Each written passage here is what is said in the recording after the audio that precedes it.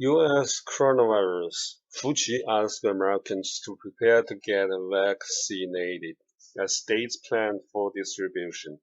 As the U.S. prepares for the first round of vaccination to tackle COVID-19, infectious disease expert Dr. Anthony Fauci called on the public to be part of the solution and get vaccinated once it's available. Say, I'm not going to be one of the people that's going to be a stepping stone for the virus to go to somebody else. I'm going to be a dead end to the virus, Fuqi told Facebook CEO 马克扎克伯格 Monday.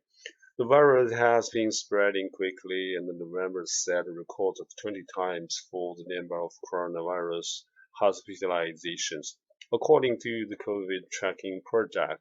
The most recent Monday was 96,039.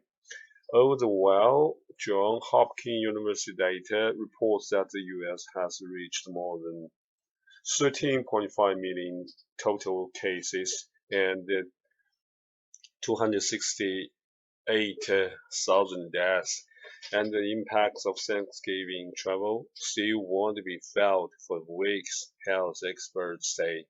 Holiday gatherings like Thanksgiving and upcoming Christmas and Hanukkah are the perfect setup for people who have no symptoms, so to innocently and inadvertently spread infection to their loved one. With that in mind, officials are preparing for the first wave of vaccine distribution. Vaccine candidates from Pfizer and Moderna are both awaiting emergency use authorization in EU. States have until Friday to request a number of doses for Pfizer's vaccine. Executive Director of the Association of Immunization Manager Claire Hanna told CNN Monday. Once the U.S. Food and Drug Administration grants U.S. and the U.S. Centers for Disease Control and Prevention makes recommendations on which groups will get the vaccines first, they will be ready to be shipped out. Dr. Machel Salahu, Operation Warp Speed Chief Scientific Advisor, said Monday, and that very day or the next, the first immunization can be administered, he said. U.S. still battling a surge, but even after vaccines start to be distributed in December, there won't be enough for the wider public to be immunized until April and May of 2021. Fauci said until then, the U.S. is still contending with an unprecedented spike. In Minnesota, more than a third of the country are 10 times over what would be considered a high-risk threshold for infection rate growth as the state is in the worst spot we've been in since March. Minnesota Department of Health Commissioner Jane McCanna said Monday. When there is this great increase in the number of Minnesotans needing hospitalization for COVID, that can have some really serious implications for the availability of hospital care for other critical issues as well. Malcolm said, and the number of people being admitted for COVID is far overshadowing what we saw back in May. To manage the risk of reopening, New Mexico Governor Michelle Lujan Christmas announced a new red-to-green system that tiers countries by their risk of spread.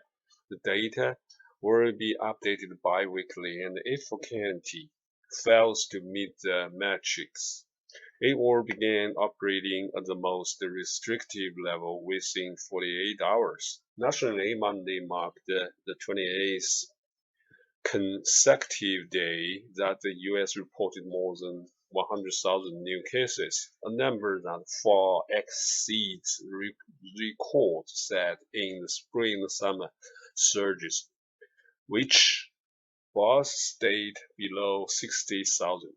Hospital and stress. As cases increase over the holiday season, so have hospitalization, putting healthcare system under stress.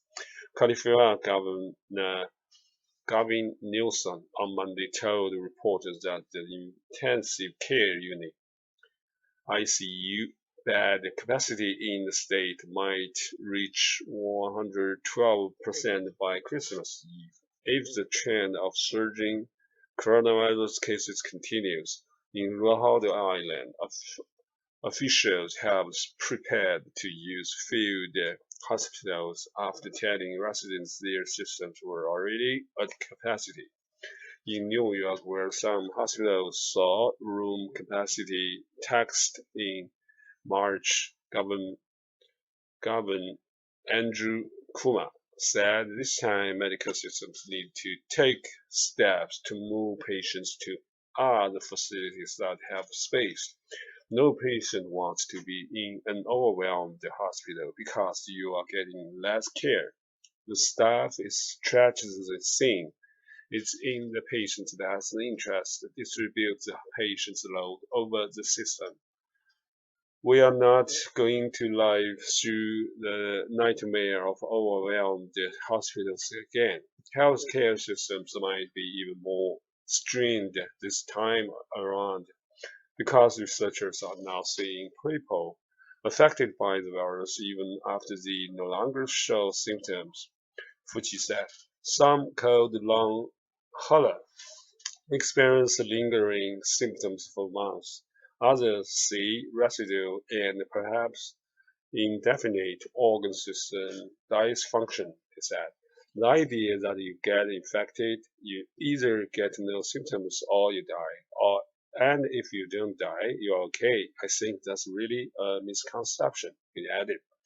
Challenges for small communities to get vaccines. Healthcare system already in stress. Will face another challenge distributing vaccines to rural community, experts say. Pfizer has planned its vaccine to be in ultra-cold storage and shipped in thermal shippers that can hold at least 975 and up to 5,000 doses. That's not workable from a small-town rural perspective. Alan Morgan, chief executive official of the National Rural Health Association, told CNN Monday, "It just isn't. Those doses will have to be broken up among multiple providers in those communities, and they will have to do it without risking the temperature at which they are stored," Hannah said. Immunization manager in this area are going to have to find solutions like having providers pick up doses from a standing location or shipping them out in containers with dry ice. Morgan and Hannah said if they don't, the risk being sidelined, said Morgan. That type of approach just set up these rural communities across the U.S. for really unacceptable mortality rates and the potential for the collapse of the health care system, he said. Pfizer did not have an immediate response to questions about the concerns over shipment size.